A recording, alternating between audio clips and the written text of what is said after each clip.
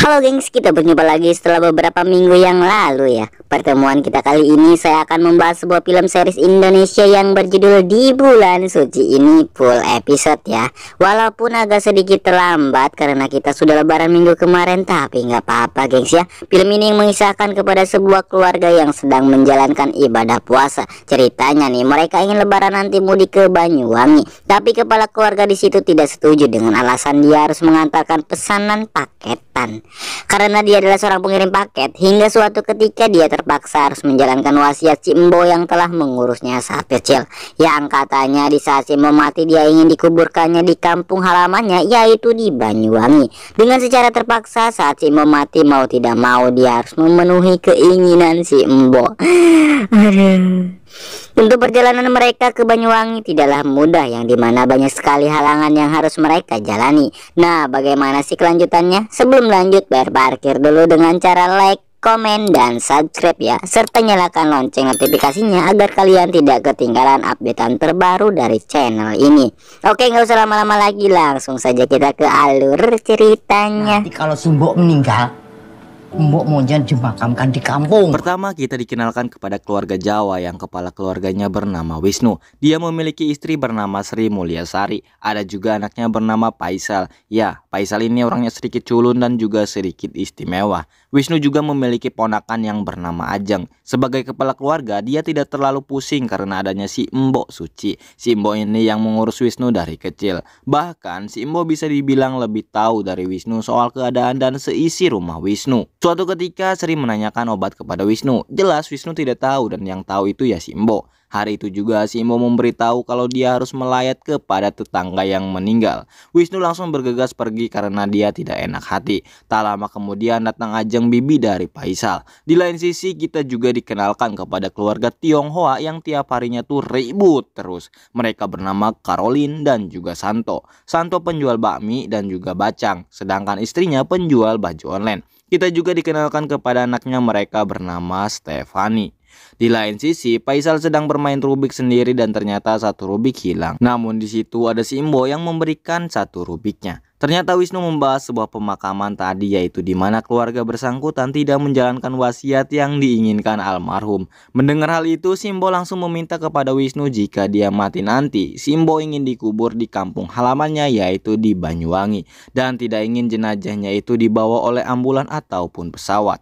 Wisnu menolaknya, namun karena Sri berkata wasiat itu ada maksudnya, membuat Wisnu berpikir kembali. Di lain sisi, Ama dan juga Stefani sedang melihat-lihat tanggal. Ternyata tanggal lebaran dan juga cengbeng itu hampir bersamaan. Buat yang nggak tahu cengbeng, sini saya jelasin. Jadi cengbeng itu sama kayak kita, ziarah ke leluhur yang dilakukan oleh keturunan Cina. Cuman bedanya mereka menyuguhkan makanan dan minuman. Bahasa gaulnya mah sajen lah. Cengbeng hanya dilakukan satu hari dalam setahun ya, sekitar tanggal 4 sampai 5 April. Nah gitu. Di luar juga nih, suami istri ribut terus sampai Stefani ambil bacang jualannya ya, satu biji doang sih. Tapi nggak lama Ama keluar, langsung dia ambil semua bacangnya. Rugi nggak tuh dagangannya? Habisin aja stok, tuh minuman masih banyak. Ternyata Ama ke rumahnya Wisnu untuk menemui si Embo. Mereka berdua memiliki tujuan yang sama, yaitu pulang kampung ke Banyuwangi. Ama ingin pulang karena dia ingin melaksanakan cengbeng. Dengar itu, si Embo juga ingin ikut dan melaksanakan cengbeng. Iya, janji, aku harus janji. Wisnu ternyata tidak setuju dan menolak untuk pulang kampung. Selang beberapa waktu, Faisal melihat Wirog yang muncul di atas lemari. Semuanya ketakutan kecuali si Embo yang gagah dan berani. Singkatnya, Faisal diajak taraweh sama ibunya, tapi Faisal tidak ingin taraweh. Wirog itu masih berbunyi dan menakut-nakuti Faisal, tapi si Embo menguatkannya dan meminta tolong Faisal untuk mengambilkan beberapa cabai di luar. Di saat Faisal mengambil cabai, si Embo melihat Wirog itu kembali dan membuat si Embo ketakutan lalu meninggoy.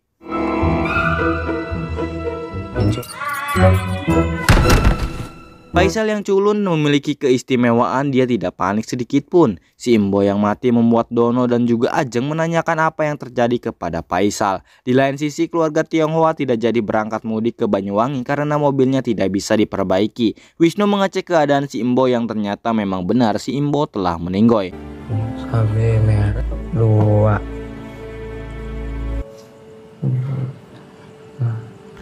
Faisal ditanya oleh Wisnu dan membuat Faisal ketakutan. Semuanya kebingungan apa yang harus mereka lakukan. Di lain sisi mereka juga harus menjalankan wasiatnya. Baru juga minta wasiat, malamnya malah meninggoy si Mbok nih. Aduh.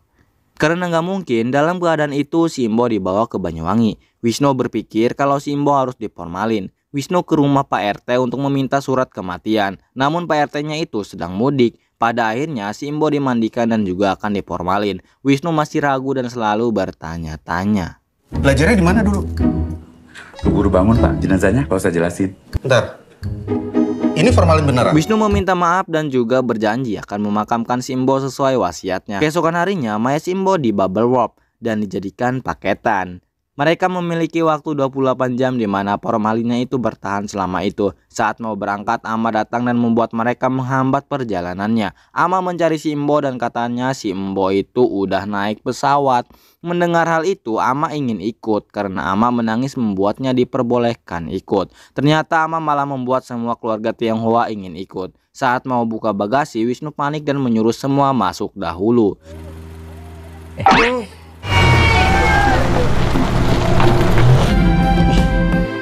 Kemarin belum ada tuh. Di perjalanan, Faisal menghitung lampu jalan dan membuatnya ketakutan sehingga mobil yang dikendarainya oleng. Faisal turun dan ditenangkan oleh Stefani dan semuanya. Udah. Tenang. Ular naga. Akhirnya mereka mencari jalan lain karena khawatir Faisal takut berulah lagi. Ternyata mereka menemukan operasi yang dimana Wisnu harus membuka bagasi. Namun saat dibuka bagasinya, mayat si Mbok malah terjatuh. Tiba-tiba saja Ama berteriak karena kesakitan nahan kencing. Tapi kalau ditahan satunya juga sakit, Pak. Setelah berangkat, Ama mau berak dan secara kebablasan Ama malah kentut di mobil dengan menimbulkan aroma-aroma bacang. Ini sampah dari mana ini? Mereka akhirnya berhenti sebentar di satu rumah warga. Ama akhirnya ikut setor di WC-nya warga. Ama meminta Sri untuk menelpon si Mbok karena ingin ada teman ngobrol. Namun ternyata ada voicemail si Mbok yang tersimpan di HP-nya Sri. Halo? Lagi sibuk. Di lain sisi, Stefani kesal dan meninggalkan kedua orang tuanya karena setiap hari ribut terus. Saat ajan keluarga Jawa sholat berjamaah dan begitu indahnya pemandangan orang sholat. Setelah dikira selesai semua, akhirnya mereka akan berangkat. Namun ternyata anak-anak mereka tidak ada di mobil. Faisal menghitung cabai warga dan dia teringat si Mbok. Namun karena Faisal ingin cabai itu hanya 10 biji, membuat ibu warung tidak menjualnya. Dengan begitu mereka semua lari sambil membawa cabai tersebut.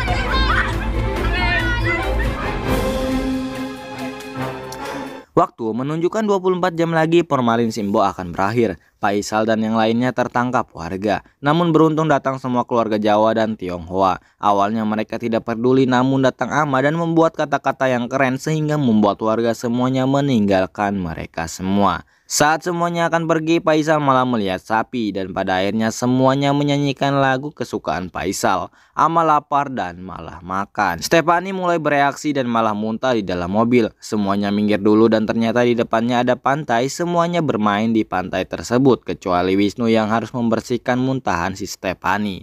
Oh, ini mobil nih. Hah? Buat jual mobil nih ya.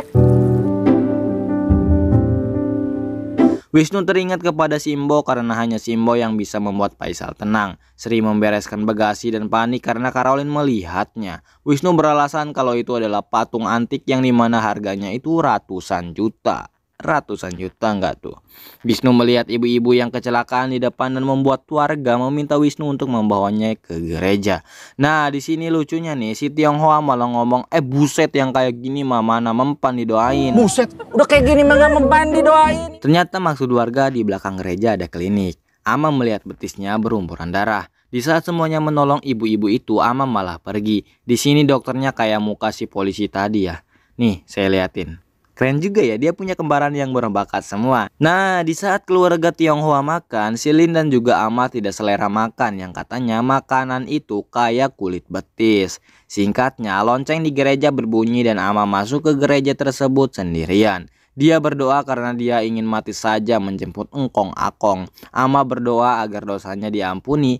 Tiba-tiba Stefani datang dan mendengar kalau kedua orang tuanya sudah mau cerai. Stefani bersembunyi dan tiba-tiba saja Ama jatuh pingsan. Di lain sisi Lin ditelepon penagih premier asuransi kalau dia nunggak 2 bulan. Ternyata uangnya dipakai dulu oleh suaminya. Ribut lagi mereka. Ama diperiksa kembali oleh dokter Simbuka kembar sama polisi. Dan ternyata Ama hanya asam lambung. Ama malah ngomong, duh nggak jadi mati nih. Singkat cerita, mereka meneruskan perjalanan, namun Santo malah berkata amanya asam lambung, cucunya asam lambung, mamanya nggak sekalian. Mendengar itu Lin tersinggung dan meminta Wisnu berhenti. Mobil orang kayak begitu bikin malu. Gue mau cerai. Dengar kata cerai membuat Stephanie merasa sedih karena kedua orang tuanya itu. Santo bakalan menyetujuinya asalkan Stephanie jangan sampai tahu mobil Wisnu mogok dan memiliki waktu 14 jam lagi. Pada akhirnya mereka semua mendorongnya sampai bengkel dekat situ. Wisnu merasa kelelahan karena dia harus mendorong mobil di saat puasa. Ajeng meminjam senter kepada penjaga warung dan di sini muka beginian ada lagi nih. Dari polisi, dokter sampai penjaga warung tuh. Muka pasaran amat sih ya. Stephanie mengalami menstruasi pertama kali dan sangat kaget. Ajeng kembali ke warung untuk membeli pembalut. Kemudian datang Faisal untuk menemani Stephanie. Namun karena Faisal kayak gitu, dia tetap ingin menemani Steph. Pada akhirnya Ajeng menyuruh Faisal untuk pindah tempat. Steph nanya-nanya kepada Ajeng pertama kali dia mens kayak gimana. Di lain sisi mobilnya Wahyu katanya bakal lama benerinya. Steph mengatakan kepada mamanya kalau dia mens dan itu membuat Lin senang. Wahyu diberitahu kartu untuk nyater mobil bus para wisata. Waktu tersisa 9 jam lagi dan mereka sementara waktu tidur di penginapan. Lin curhat kepada Sri, begitu juga Santo curhat kepada Wahyu. Singkat cerita mereka semua bersiap-siap karena busnya sudah sampai. Ternyata supirnya sangat ganteng, dia bernama Aaron. Ajeng yang kelihatannya suka kepada Aaron meminta nomornya untuk transfer uang sewa. Semuanya sangat senang sekali karena mobil armada itu begitu bagus dalamnya. Fasilitasnya juga sangat bagus, ada wifi dan juga kamar mandi. Ama juga sangat lega karena kakinya bisa diselonjorin. Semuanya beristirahat terlebih dahulu. Ayahnya Aaron menelponnya namun dia tidak mengangkatnya. Kayak ada sesuatu nih antara bapak dan juga anak. Santo dan juga Lin berjanji agar tidak membuat Stephanie bersedih lagi. Faisal di situ malah mainin kotok orang yang dimana ada kotok negeri di situ.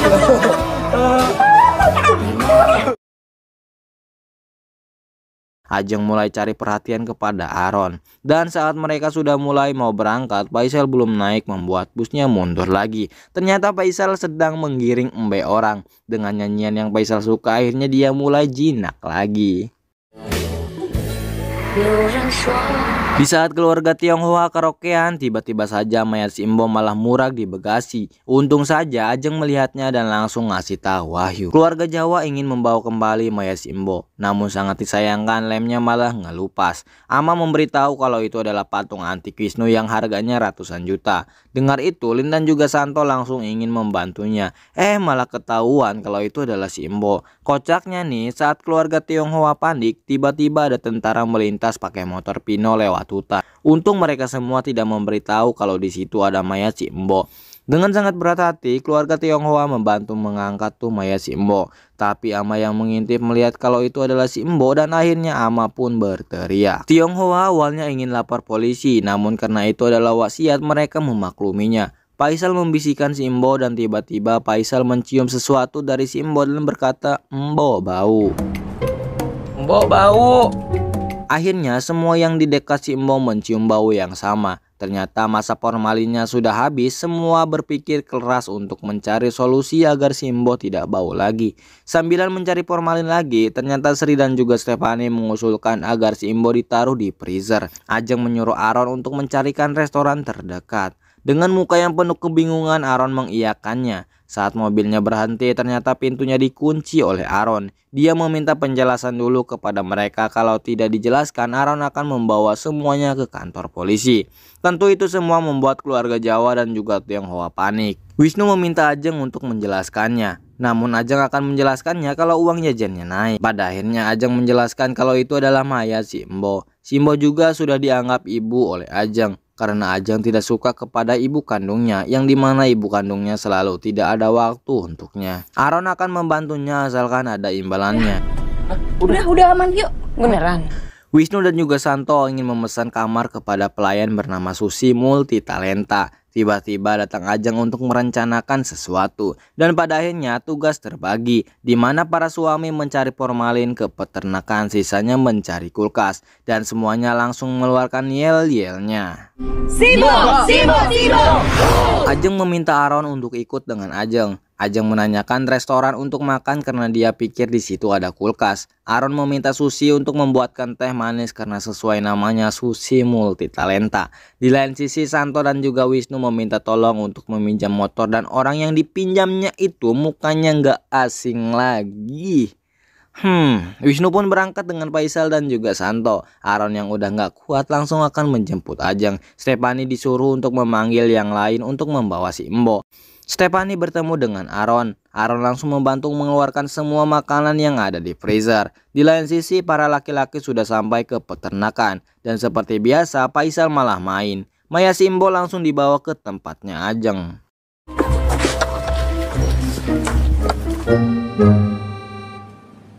Ternyata Maya Simbo nggak muat dan membuat semuanya harus kembali ke kamar yang mereka pesan. Karena karyawan sudah mulai mau masuk, membuat semuanya harus buru-buru untuk pergi dari tempat itu. Kocaknya si Ama meminta Aaron untuk mengembalikan makanan itu ke freezer.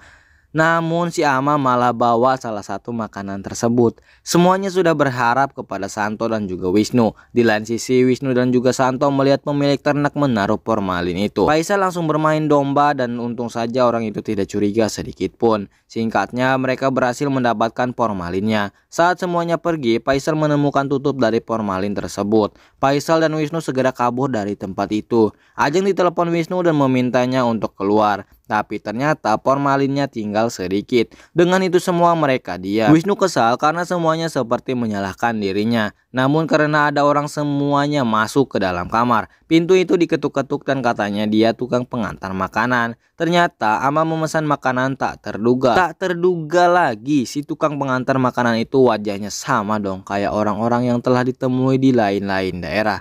Orang itu mencium bau aneh. Orang itu pun langsung diterkam dan semuanya kabur meninggalkan tempat itu. Mereka sampai di situ bondo dan beristirahat di situ. Wisnu melihat Aaron dan juga Ajeng kayak seperti makin dekat. Singkatnya mereka membeli es batu dan langsung meletakkannya di Maya si Embo. Di saat mereka jalan kembali, mereka diikuti oleh polisi dan membuat semuanya panik. Ketika semuanya merasakan panik karena mereka dikejar oleh polisi, Aaron malah ngebut untuk menghindari kejaran polisi tersebut. Namun sama saja mereka harus berhenti dan siap-siap untuk diinterogasi. Mulai melipir ke kiri. Ternyata polisi itu hanya mengincar mobilnya sesuai dengan laporan kalau mobil itu adalah hasil curian. Nggak salah terus tuh muka pasaran banget. Karena mereka mencari nama Aaron. Akhirnya Aaron diinterogasi. Semuanya diajak ke kantor polisi. Namun dengan gagahnya Aaron berkata bahwa aku saja. Saat urusannya selesai Aaron pamitan kepada Ajeng. Sementara itu semuanya bersiap-siap dan Aaron memeluk Ajeng. Disitulah perpisahan Ajeng dan juga Aaron. Sih orang nggak apa-apa. Ajeng merasa sedih karena berpisah dengan Aaron. Di tempat yang sangat sepi dan panas mereka terus mencari kendaraan. Mereka beristirahat. Es batu yang ada di mayat Simbo mencair, dengan demikian bau mayat Simbo makin bau. Mayat Simbo dijemur agar mengurangi aroma-aroma mayat yang belum saja dikuburkan. Tentu membuat keluarga Jawa sangat sedih melihat itu semua. Di lain sisi Ama kaget melihat si Embo dijemur dan berkata emangnya si Embo kerupuk dijemur. Emangnya bawa kerupuk dijemur? Faisal menghampiri ayahnya dan menenangkannya dengan menepuk-nepuk punggungnya. Minuman Ama dipakai untuk cebok. Dan Santo yang tadinya marah melihat Steph langsung pura-pura romantis. Tapi Ama sudah muak kepada mereka. Ama meninggalkan keluarga Santo. Steph mengejar Ama dan tak sengaja abu yang dibawa Ama terjatuh. Ama menyebut nama Lim dan Santo tidak memiliki ayah yang bernama Alim. Santo sangat kecewa kepada amanya sendiri karena dia telah membohonginya selama ini. Mereka melanjutkan perjalanan mereka untuk segera pergi ke Banyuwangi. Tibanya di pantai, Ama langsung menjelaskan kalau abu ayahnya itu ditebar di laut. Ternyata Alim itu adalah mantannya Ama. Santo menganggapnya gila karena Ama selalu berhubungan baik dengan si Alim. Dengar itu, Santo langsung meninggalkan Ama di tempat duduknya. Wisnu capek dengan sifat Faisal dan di situ Wisnu dikatain kalau dia belum tahu caranya menghadapi seorang anak. Dengan sangat kesal Wisnu berkata anaknya juga terlantar. Dengar itu Silin langsung nangis dan karena nggak tega Wisnu langsung memberikan kata-kata yang membuatnya jauh lebih berpikir. Tiba-tiba saja Faisal menemukan mobil dan Wisnu melihat mobil itu bisa dirental. Akhirnya mereka naik mobil losbak tersebut. Abang berterima kasih kalau Faisal sudah menjaga Ama. Karena Faisal mereka bisa naik mobil. Apaan sih Pacil? Gak apa-apa ya. Gak om. Udah gak usah digodain terus. Mereka semua bahagia karena sudah datang di Banyuwangi. Ama memberikan makanan oleh Wisnu. Wisnu berterima kasih kepada Ama karena Ama telah menemani si Embok ke Banyuwangi. Wisnu mengatakan dosa karena dia telah membawa-bawa mayat si Embok. Namun Ama mengatakan kalau dia jangan ngomongin dosa karena setiap orang mempunyai dosanya masing-masing. Mendengar hal itu Wisnu malah bercandaan dengan Ama. Mereka akhirnya sampai di kampung adiknya si Embok. Ama mengatakan kepada Santo kalau dia tidak jadi menguburkan Alim di tanah leluhurnya dan akan membuangnya ke laut. Akhirnya mereka sampai di rumah adiknya Simbo bernama Cipto. Wisnu memberitahu Cipto kalau Simbo meninggal. Ternyata Cipto tidak menerima mayat Simbo karena Simbo lahir di situ, mati pun di situ, namun tidak pernah mau hidup di situ. Namun Wisnu akan terus melanjutkan memakamkan Simbo di situ. Si Embo di situ. Wisnu berniat untuk pergi ke kepala kampung desa tersebut. Namun istri dari Sucipto mengatakan kalau kepala kampung desa tersebut Pak Sucipto sendiri. Sri meminta tolong untuk bisa membantunya. Istri Sucipto memberikan kunci rumah si Embo dan mereka berterima kasih. Selepasnya di rumah si Embo, Wisnu melihat berbagai foto dirinya bersama si Embo saat kecil dulu. Semakin malam semakin mereka kelelahan. Faisal dititipkan kepada Ama dan Faisal ingin menjaga Simbo. Wisnu sangat bersedih. Udah mah di perjalanan banyak rintangan, pas udah sampai malah disuruh bawa balik lagi sama adiknya Simbo. Sucipto kesal karena istrinya memberikan kunci rumah Simbo. Sucipto mengatakan Simbo lebih mementingkan orang lain dibandingkan keluarganya sendiri. Namun Ajeng dan juga Step keluarganya juga sama. Dengar perkataan mereka, Sucipto merokok dengan ekspresi yang ingin menangis tapi air matanya nggak mau keluar-keluar. Singkatnya ada yang mengetuk rumah Simbo dan ternyata itu adalah Sucipto yang datang. Dia mengatakan kalau Simbo harus dikubur dengan layak, harus dimandikan, dikafani dan juga disolatkan. Sucipto akan membantunya dengan memanggil warga. Keesokan harinya Faisal pergi ke kebun cabai dan berteriak memanggil nama Simbo. Ajeng dan juga Wisnu merindukan Simbo dan di situ Faisal menguping pembicaraan mereka. Faisal sangat sedih harus kehilangan Simbo. Saat Simbo didoakan, Faisal mengingat masa lalunya dengan Simbo. Faisal sangat sedih dan langsung pergi dari tempat itu. Di lain sisi Ajeng menerima chat dari Aron kalau Aron berada di Banyuwangi. Keluarganya Tionghoa pun juga sama, sedang melakukan cengbeng bersama.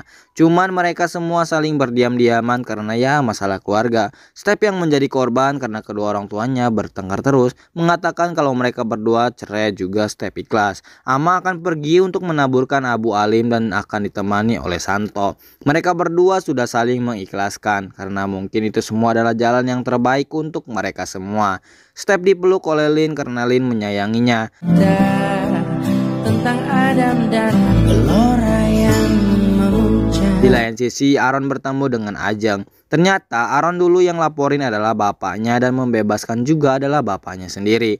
Aron hanya sebentar di situ dan akan segera pulang ke Indramayu. Aron ingin pamit kepada Ajeng. Namun tujuan Aron datang untuk menagih janji Ajeng saat di parkiran dulu. Ternyata Aron akan membantunya dengan syarat Ajeng membuatkan Aron opor ayam. Aron hanya meminta resep opor ayam kepada Ajeng. Karena itu Ajeng menelpon ibunya dan meminta resep opor ayamnya. Ibunya memberikannya dan Ajeng juga kangen kepada ibunya. Singkatnya Sri mencari Faisal karena Faisal tidak ada dari pandangan mereka. Keluarga Jawa panik mencari Faisal karena takut Faisal ke laut. Ajeng menemukan Faisal dan Ajeng bertanya mengapa dia pergi begitu saja. Ternyata Faisal mau sama si Imbo dan Faisal berkata kalau si Imbo masuk lubang. Ajeng menenangkannya dengan berkata kalau si Imbo itu lewat pintu bukan masuk lubang.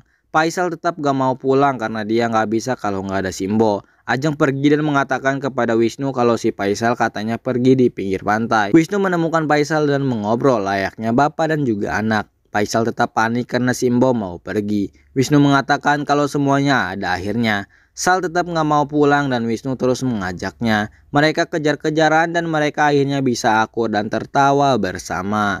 Simbo disolatkan dan juga dimakamkan. Semuanya berdoa atas kepergian Simbo. Disitulah perjalanan Simbo sudah selesai. Dengan beribu rintangan dan tantangan, akhirnya Simbo bisa dipeyem di dalam kuburan. Faisal juga bahagia bisa memakamkan Simbo di situ. Santo menemui Lin untuk mengetahui akhir dari keputusan keluarga mereka. Dengan sama-sama saling egois, mereka malah bertengkar lagi.